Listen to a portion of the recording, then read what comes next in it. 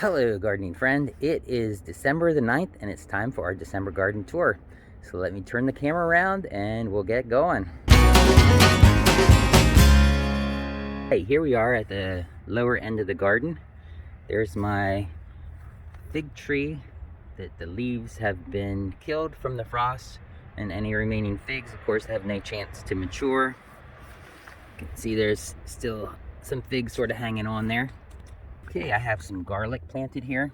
There's also some carrots in here. This is my first piece of breakfast, which is arugula. That's good. It's a little bit strong because it is old. And I showed you these beans before. These are black coat beans. They produce a nice big pod. And I need to go ahead and get these harvested. You can feel they're starting to dry out. Let's see, I pulled some out of, I think, this one before.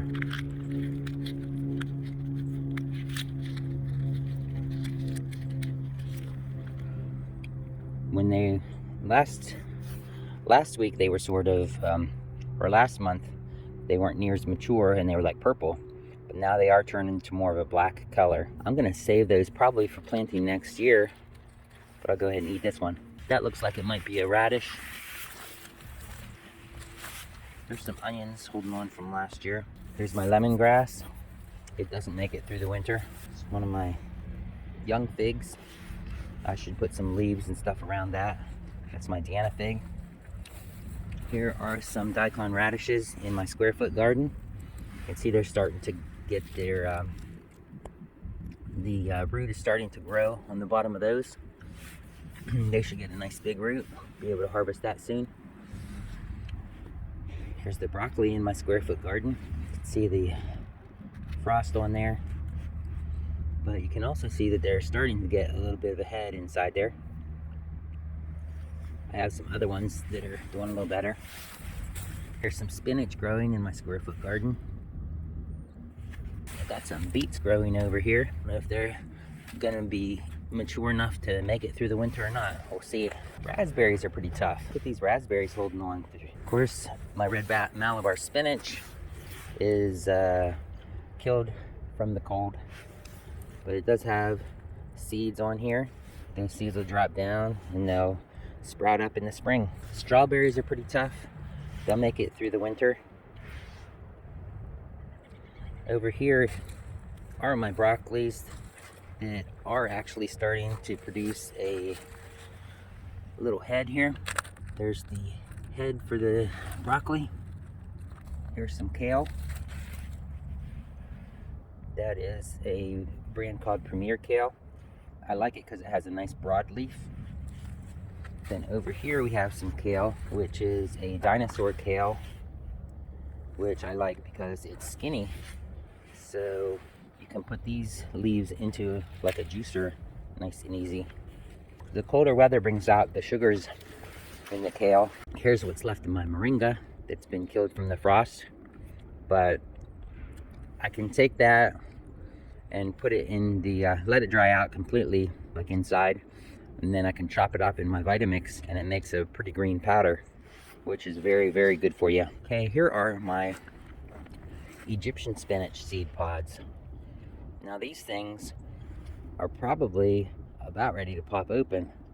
When they're totally mature and ready to pop open, if you squeeze on them, they pop open like a claw or something. They just pop right open and their seeds go flying. That should be pretty soon, actually,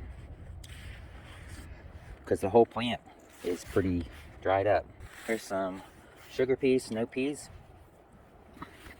Really haven't harvested any of these, so it usually does get cold pretty quickly here from the heat, so it's sort of hard to get a balance of when to plant these so that you will get a little bit of a crop.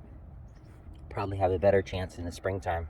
Here's my bloody dock, and also comfrey growing. Here's my worm pit that has the bedding from our rabbits in here. Here's some more radishes, some daikons. Look in here,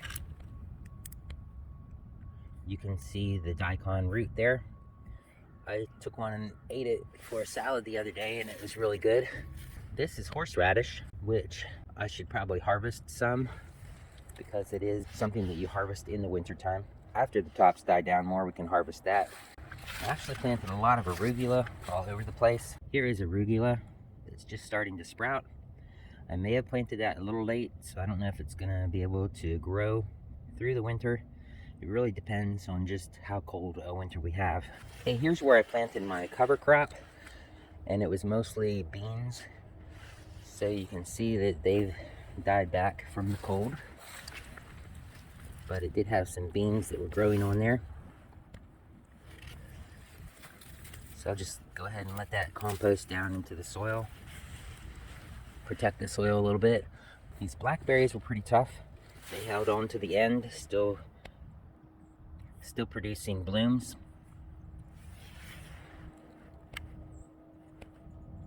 I may transplant these blackberries to a spot where they'll get more light because they're a little bit shaded here. But I did get some good blackberries off of them this year. Take a look at these persimmons. Here's my persimmon tree.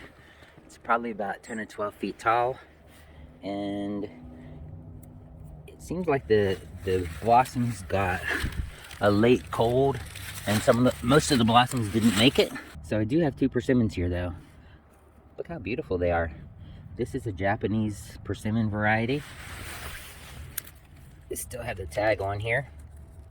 It's a Fuyo Asian persimmon. Did I say Japanese? It is Asian. I wonder if I've said that before. Fuyo Asian persimmon. The thing about these are they don't have seeds in them. Like the American persimmon is basically seeds. But these guys don't have any seeds in them, which is pretty amazing. And they taste really good. If you would like to see this garden tour in 1 minute, I'm going to do a 1 minute short. So I'll put the link to that up here. And over here I'll put a link to a video that Google says that you will like. I promise.